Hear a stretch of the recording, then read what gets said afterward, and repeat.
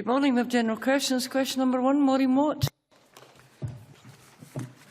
To ask the Scottish Government what recent discussions it has had with Aberdeen City Council regarding transport issues. Minister Keith Brown. The Scottish Government has had regular recent discussions with Aberdeen City Council over a number of transport issues which include public transport, road and rail infrastructure, hydrogen infrastructure and learning technologies and electric vehicle infrastructure. Maureen Watt. I thank the Minister for that reply.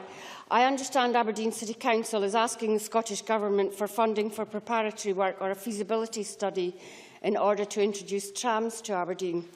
Given the fiasco that happened here in this city over trams and the ongoing work on the AWPR and the introduction of hydrogen buses in Aberdeen, would it not be wiser to wait and see the impact of these 3 projects before committing scarce taxpayers' money to this request? Minister. Well, the member will be aware, of course, that this government didn't support the trams project at the outset, but following a vote of the Parliament did support the project to the tune of £500 million. But I am aware that Aberdeen City Council has instructed its officers to open discussions with Transport Scotland officials around proposals for cross-city transport connections in the Council's strategic infrastructure plan. We will, of course, consider any representations they make. But at this stage, my view is that this is a purely Aberdeen City Council initiative. The Scottish Government's transport priorities are clearly set out in our Strategic Transport Projects Review and our Infrastructure Investment Plan. Lewis MacDonald. The Minister for those comments, and I'm sure Aberdeen City Council will approach him in those terms. Does he accept that the options on the table need not be confined to one particular form of rail link or another, and that a rail link that could be built economically and effectively could make a real difference to the connectivity of Aberdeen Airport? Will he agree to join with the Council in looking at the feasibility of different options, clearly recognising that if he does so, he will have an opportunity to influence the terms of that study? Minister.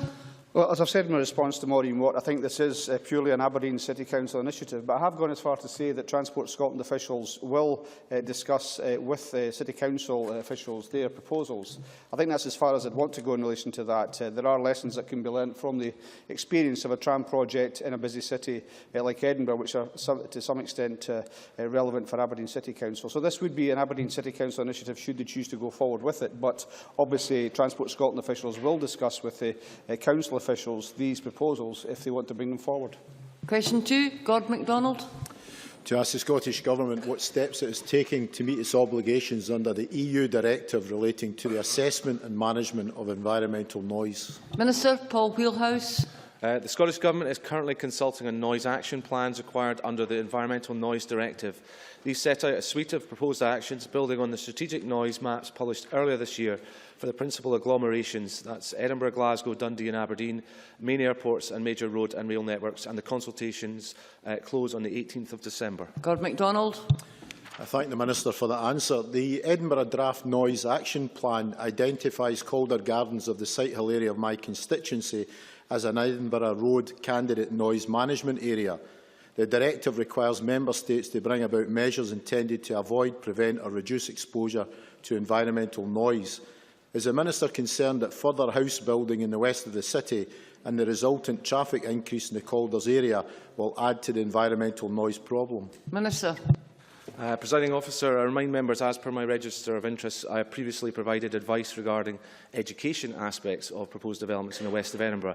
The Strategic Development Plan for South East Scotland, approved by Scottish Ministers in June 2013, makes strategic housing land allocations that require to be reflected in local development plans.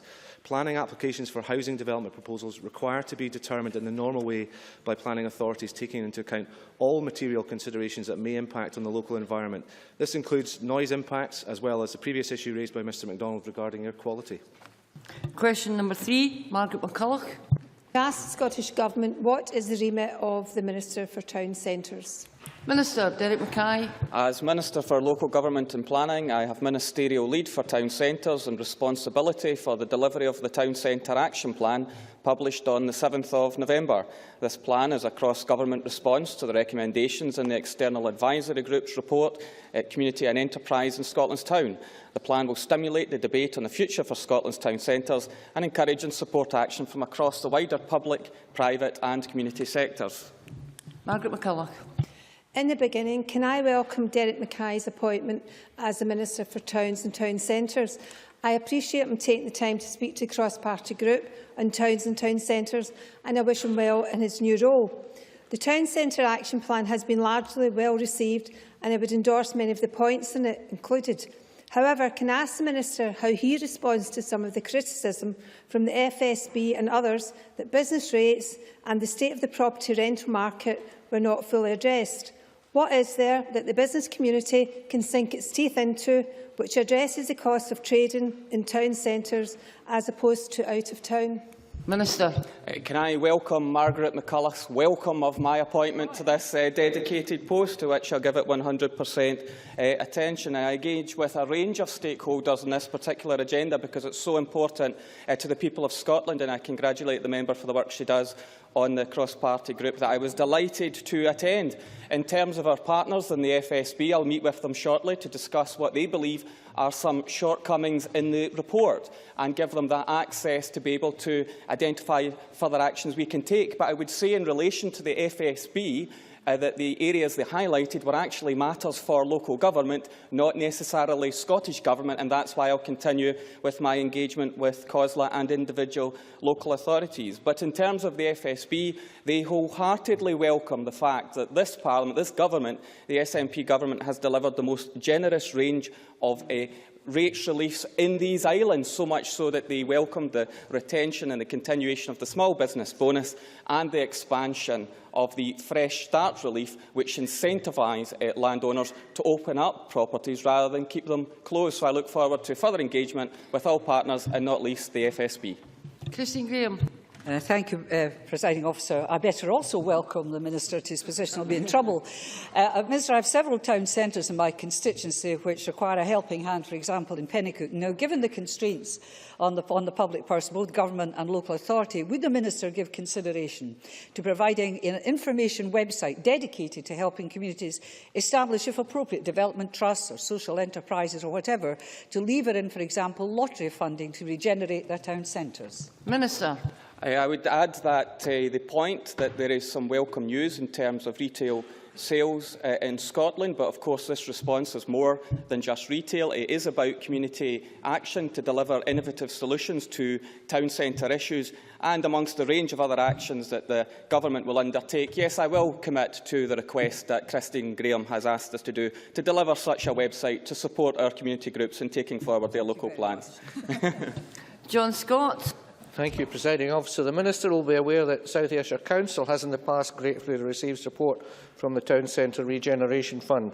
Are there or will there be further funds available to concentrate on Ayr High Street, where regeneration is still much needed? Minister.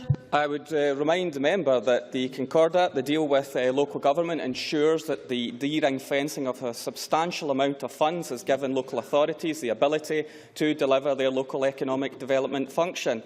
As part of the Town Centre Action Plan, we have announced new resources, not least the Town Centre Housing Fund, to increase residential footfall within our town centres. We will look at further resources, but that package of business rates relief is now worth over £500 million. That's a substantial contribution that will help our businesses within town centres, and will continue to work with councils across Scotland in delivering this agenda. I launched the Town Centre Action Plan in Kilmarnock, not South Ayrshire but East Ayrshire, close enough because of the importance that the issue has there. I welcome the fact that East Ayrshire Council has become the country's first town centre first council, and I would encourage other councils to follow in that vein, and they'll get a very warm welcome from Scottish Government, and we can look at further investment decisions to support our town centres at what has been a very difficult time. Question 4, Roderick Campbell. To ask the Scottish Government when it will announce the next set of locations to receive superfast broadband. Cabinet Secretary Nicola Sturgeon. Contracts for the delivery of next-generation broadband were awarded earlier this year. A dedicated website, www.scotlandsuperfast.com, was launched in October to provide up-to-date information on deployment plans across Scotland. The first areas which will go live in Inverness and Moray were recently announced. These will be among the first areas to be able to access fibre broadband services from early next year. We plan to provide regular updates on our website, including the first announcement of deployment in the Rest of Scotland intervention area with a postcode checker facility in early 2014. Roderick Campbell. I thank the Cabinet Secretary for that answer. She will know that a number of my constituents have expressed disappointment at the speed of their broadband. Earlier in the year, Fife Council stated they hoped that more than half of the deployment of superfast broadband would be completed in the early stages of the project. Can she advise whether Fife Council's targets are realistic? Can she confirm that North East Fife will not be left as a technological white space by 2015? Cabinet Secretary. Well, can I thank Rod Campbell for his question? He is assiduous in representing the interests of his constituents on this particular issue. Our current plans suggest that large areas of Fife will benefit early in the project. We're not able to confirm precise percentages at this stage because the plans are subject to survey and will change as broadband is rolled out, but we are absolutely clear that we want no area, including North East Fife, to be left behind. We want to ensure that as many people as possible do have access to next generation broadband. Where that isn't possible, we've committed to ensuring that everyone within the project's intervention area has access to at least basic level of broadband connectivity. So there's real ambition and determination behind this project, and I'm very happy to keep Rod Campbell updated as further detail of the rollout plan becomes available. Question 5, Alison McInnes. Thank you, Presiding Officer. To ask the Scottish Government what discussions it has had with NHS Grampian regarding the provision of primary medical facilities for expanding communities in the North East. Cabinet Secretary Alex Neil. Presiding Officer, Scottish planning policy makes clear that when identifying locations for new housing, planning authorities must take account of the availability of infrastructure, including community facilities. Under Scottish planning legislation, health boards are key agencies in the preparation of development plans and should be actively engaged with planning authorities in the process of planning for new development and the growth of communities. Regarding discussions about the provision of primary medical facilities for expanding communities in the North East, there are no confirmed plans for medical facilities at the present time. However, NHS Grampian has been in discussion with the local authority on the matter, and those discussions will continue. Alison McInnes. I thank the Cabinet Secretary for his response. GP practices in the North East have some of the largest patient lists in the country, and many serve populations that are growing. Chapelton of Elsick could provide 8,000 homes. However, as the Minister has just acknowledged, there are no confirmed plans to build medical facilities in the new town. Developers have offered a retail unit for the first 800 houses for a GP surgery and will set aside ground for a medical centre as the community grows. But a medical centre would cost millions, and it's unclear where this funding would come from. Residents therefore fear that existing healthcare services such as Portlethen Medical Centre, already amongst the busiest in the country with nearly 14,000 patients, could be overwhelmed. Minister, given health boards were recently stripped of their powers to allocate capital funding, will the Minister take responsibility and act to ensure that residents in and around Chapelton of Elsick can access high-quality healthcare in the future? Cabinet Secretary. Presiding Officer, Alison McInnes raises a number of very valid points regarding particularly to the new development at Chapelton of Elsick. And as I said in my first answer, the Health Board and the local authority are in detailed discussion. This is really a matter for discussion between the Health Board and the local authority. If after those discussions the Health Board then has to come to me to request some additional funding, then we would obviously look at any proposal. But I think the priority is for the local responsible organisations, namely the Health Board and the local authority, to agree a way forward, and then we can see if we need any Scottish Government intervention and how we can help in implementing any proposals which are agreed. Question 6, Aileen MacLeod. To ask the Scottish Government what progress it is making on improving children's dental health. Cabinet Secretary Alex Neil. Presiding Officer, significant progress is being made in improving the oral health of children in Scotland. For example, the National Dental Inspection Programme has found that amongst Primary 1 and Primary 7 children, the proportion of Primary 1 children with no obvious decay experience had increased to 67% in 2012 compared to 44.6% in 2003, and the proportion of Primary 7 children with no obvious decay experience has risen to 72.8% in 2013, compared with 52.9% in 2005. Aileen MacLeod. Secretary for his comprehensive response and welcome the improvements and the progress that is being made. Obviously, the success of the Government's Child Oral Health Programme goes hand in hand with access to dental services. And in Dumfries and Galloway, there was a period before 2007 when accessing routine NHS dental treatment was almost impossible. Can the Cabinet Secretary tell me what steps the Government has been taking to increase access to NHS dentists? Cabinet Secretary. Presiding Officer, this Government can be very proud of the steps that it has taken to improve access to NHS dentistry in Scotland. For example, for the period in question from 2007 to 2013, the proportion of children and adults registered with an NHS dentist in Scotland has increased to 89.5% and 79.9%. This compares with 67.2% and 46.2% in 2007. Dumfries and Galloway has also shown a similar improvement from 2007 to 2013. The number of dentists currently working in the NHS also reflects our success in this area. From 2007, this number has increased by 670, an increase of 27%. There are also specific initiatives in place to support those areas of the country, such as Dumfries and Galloway. I can confirm that grant funding through the Scottish Dental Access Initiative has been critical in providing funding for a range of new practices in the south of Scotland, including in Dumfries and Galloway, for the period in question. And finally, I should also draw attention to the new dental school in Aberdeen. This will continue to ensure a sufficient stream of newly qualified dentists for the NHS throughout Scotland. Question 7, Bill Kidd.